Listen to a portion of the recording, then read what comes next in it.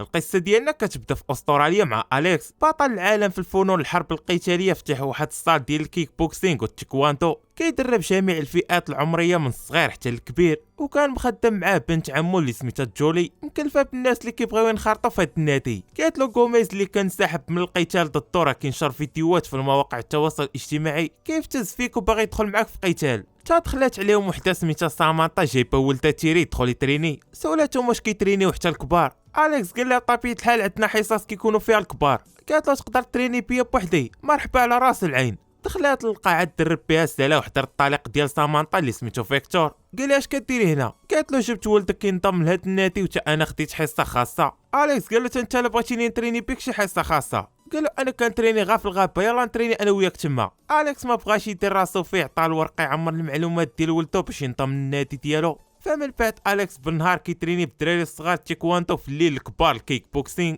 كاع الشباب اللي كيتريني بهم كيعتبروه بحال صاحبهم ماشي غير المدرب ديالهم. وسامانطا بقات كل نهار كتجي تريني حصص خاصه. في الويكاند طلبات مني يخرجوا يتعشاو على برا. اصدمها قال لها ما كرهتش، ولكن عندي واحد القاعده ما نخرجش مع اولياء الامور ديال ولادهم لشي بلاصه. فخرجات بحال هكاعيه حسات بالحرج. اليكس حس براسو شرشم ليها المشاعر، خرج لعندها. فهمتيني واقيلا غلط، ما خليتينيش نكمل لك الهضره، راني على ودك غادي نكسر هاد القاعده، نمشيو نتعشاو دابا. فعلا مشاو يتعشاو، بداو كيديو كيجيبوا في الهضره. سولاتو علاش اعتزلتي القتالات؟ قال لها السبب هو راني داير واحد 8 ديال العمليات في الجسم ديالي، وفي اخر قتال ديالي الاطباء نصحوني نعتزل قبل ما توقع لي شي حاجه. هادشي اللي خلاني ننسحب ضد الخصم ديالي غوميز. فاسست نادي التايكواندو، دخلت لعالم التدريب. سولها على راسها، عاودت لي على فيكتور باللي مطلقين 3 سنين هادي وديما مرونه معاه، ولكن ما بقاش كيهمها دابا. فيكتور كان على برا مراقبهم كيشوف فيهم فرحانين مع بعضياتهم، هو بغا يتفرقع.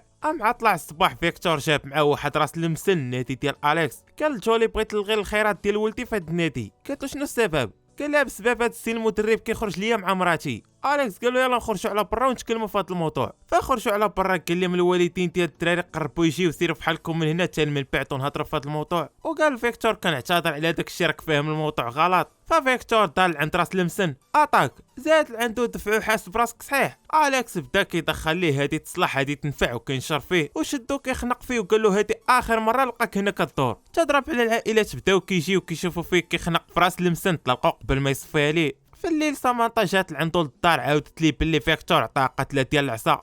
قال لها عيطي للبوليس بلغي بيه. قالت له الا بلغت بيه غادي دير ليا الدري. فباتت عنده في الدار. نهار التالي فاقت كتشوف واحد الصوره ديال واحد البنت. سولات اليكس شكون هي هادي، بدا كيعاود لها عليها بلي كانت تفارقت معاه بسبب سمعات بلي عاقي ما بقاش غيولد بسبب دوك العمليات 8 اللي دار متكرره. فمن بعد مشى النادي ديالو، طلب من واحد من اللي كيدرب بهم كان محقق يجيب ليه معلومات على هاد فيكتور شكون هو وشنو كيدير. وتولي كانت جالسه في البيرو تدخلوا عليها بنات صغار، طلبوا منها الفلوس يمشيو يشريو الايس كريم. فعطاتهم شي حاجه ديال الفلوس، خرجوا يشريو. شافتهم سامانطا كانت هي جايبه ولدها يتريني. اليكس داخل في حصه تايكواندو، ضرب على واحد شينوي سميتو ايفان جاي جديد مع واحد صاحبو سميتو مارك. ما ارتاحش ليهم، كيشوف فيهم كيتريني وعندهم خبره ماشي مبتدئين. تضرب عليهم ضربوا واحد جوج بدون. فهنا تدخل ملي نتوما محترفين لا جاي الحصص المبتدئين. ايفان قال له جيت هنا باش ندخل معاك في قتال. اليكس بدا كيشوف الشباب ما بغاش يشوفوه كيفرشخ فيهم.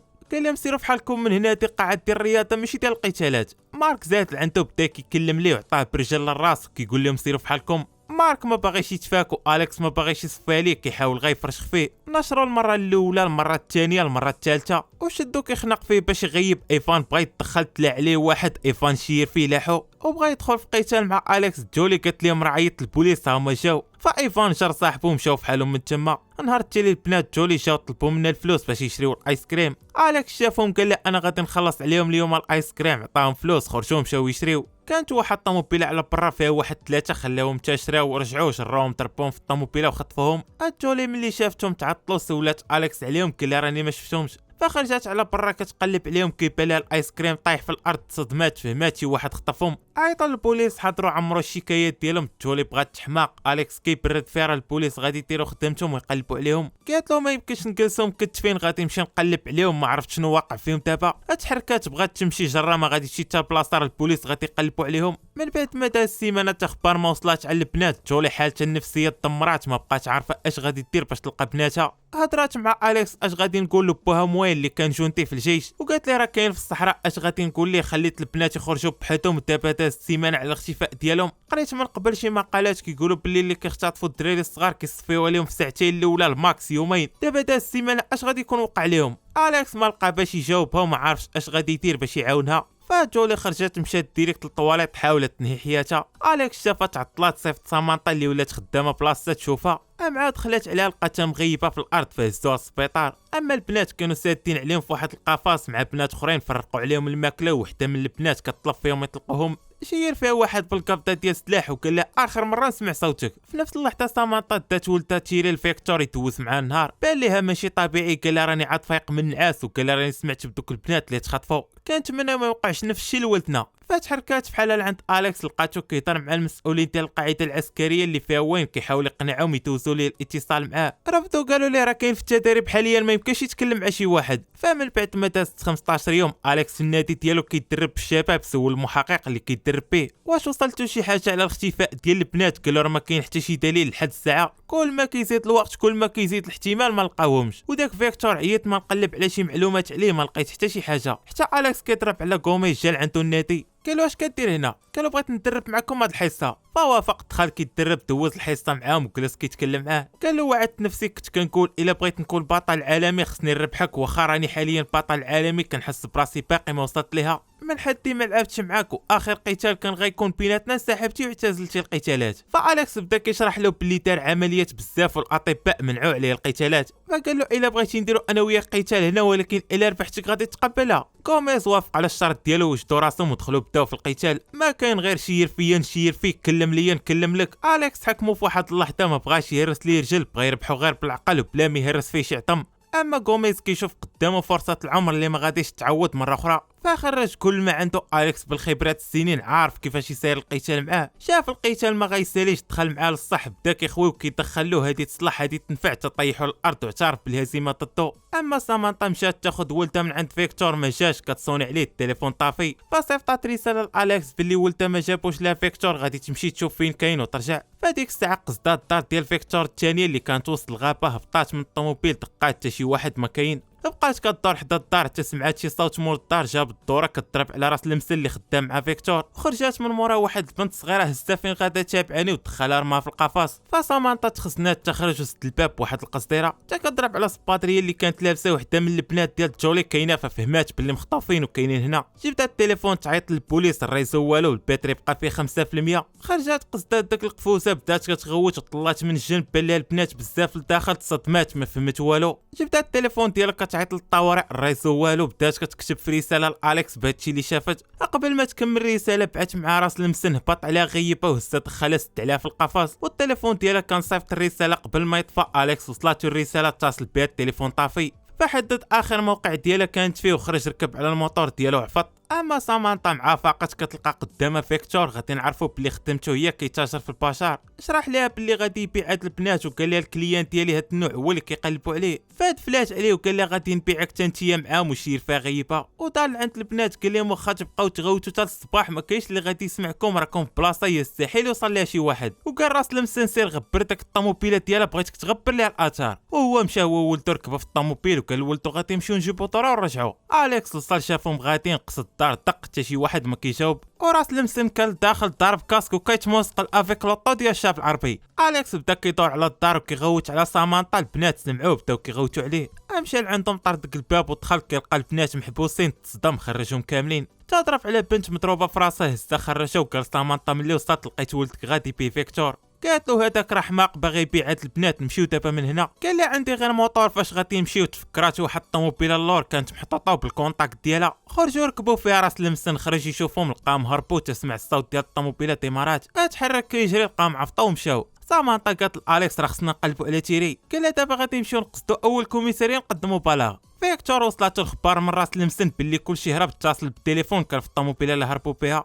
اليكس قال لها بلا ما تجاوبي راه حنا قربنا للكوميساريه هما غيتكلفوا به، فخافت على ولدها جاوبات. شافت ولدها فيكتور قال لها راه حنا في الدار ديالك كنتسناوك، غادي تاخدي دوك البنات ديال جولي وتجيبي لي دوك الربعه البنات الاخرين راه ما كيعنيو لك والو، والا مشيتي لعند البوليس ولدك غادي يكون ضحيه. شافها ما نفعش معاه التهديد، شد تيري قطع ليه صباع قدامه وقال لها اخر انذار لك سيري عند البوليس. اليكس قلب الرويط وقال له جيب تيري النادي ديالي تما غادي نديرو تبادل. فاتفقوا من هنا ساعه يتلاقاو وقال له الا شفت شي بوليسي تما غادي نصفيه الولد. فقطع معاه مشاو ديريكت قصدو الناتي هبطوا البنات دخلوهم. اليكس ضرب على البنت اللي كان هازه مضروبه في راسها ودعات الحياه. اما فيكتور وجد كاميو عامر بشي رجال وتحركوا قصدو الناتي.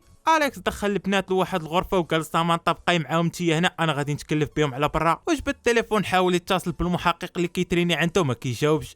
اما فيكتور كيوصل الناتي هضر مع رجالو قال لهم جيبوا لي البنات كاملين ومراتي وصفيو هذاك اليكس. فتقسموا على 3 المجموعات، مجموعه طلعوا للسطح يهبطوا منه، مجموعه قصدوا الباب الامامي ومجموعه قصدوا الباب الخلفي. اليكس مع دوك اللي كيحاولوا يحلوا السرجم اللي في السطح بليمون، ضرب على الباب كيحاولوا يحلوه، هز عصا ومشى وقف حدا الباب. مع فتحوه دخل واحد هبط عليه بعصا، دخل الثاني شدوه، دخل الثالث برجل وبدا مكبته معاهم ب3 كيدخل لهذا كيكلم الاخر كيرجع لهذا. ب3 ما ضاموش حدا بخبرات السنين في الفنون القتال. تنشرهم ب3 وسمع دوك اللي في السطح فتحوا السرجم وهبطوا. فتحرك عافط طالع عندهم طلع عليه واحد بموس شبكه معاه في الدروج كيرطخ فيه مع الحيوطه من حيط لحيط، ودق فيه موس اللي هاز وكركبوا مع الدروج. وطلع ضرب على جوج، واحد كيحاول يحل الباب ويدخل على البنات، جر واحد مكبته معاه حيد له الكاكول لقى راس المسن، شدو في الاصليه دخل ليه برجل لحم من الفوق لتحت. ومشى قص الثاني اللي كان حل الباب، جر وسد الباب وطير البواني بدا كيدقا فيه تصفى ليه، وهز سلاح ودق على سامانطا فتحات ليه الباب عطاه سلاح وقال له اي واحد دخل عندكم صفى ليه، واخا تسمع اللي سمعتي على برا ما تفتحيش هذا الباب. وتحرك هبط لتحت لقى راس المسن فاق، شدو عطاه ديريكت على الراس، عطاه برجل ضرب راسه مع الحيط طاح غيب.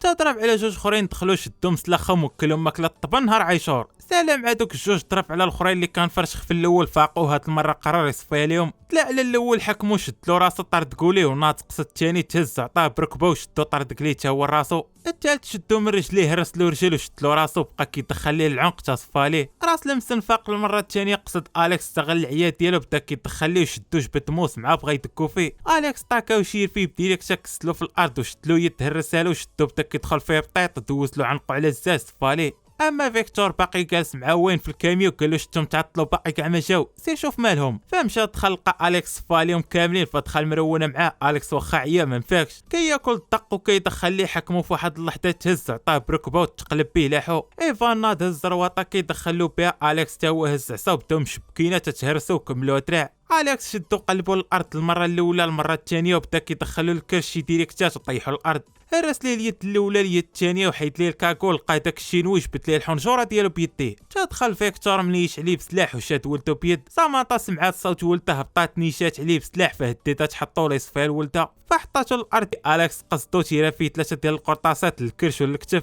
وزاد عندهم معاه بغا يصفي ليه. اليكس عوج ليه يدو طيحو الارض وخلاه يتيري في راسو صفى ليه. فالمحقق وصل النادي ملي شاف الاتصال ديال اليكس لقاهم في داك الحاله فهزهم للسبيطار. من بعد ما داز 3 سيمانات سامانطا واليكس تحسنات الحاله ديالهم، والعائلات ديال البنات اللي نقادو كاع الشباب اللي كيتريني بهم داروا ليه حفله. وتا لهنا غادي تسالي القصه ديالنا. كنتمنى تعجبكم وتخليو لنا شي لايك وكومونتير. تهلاو.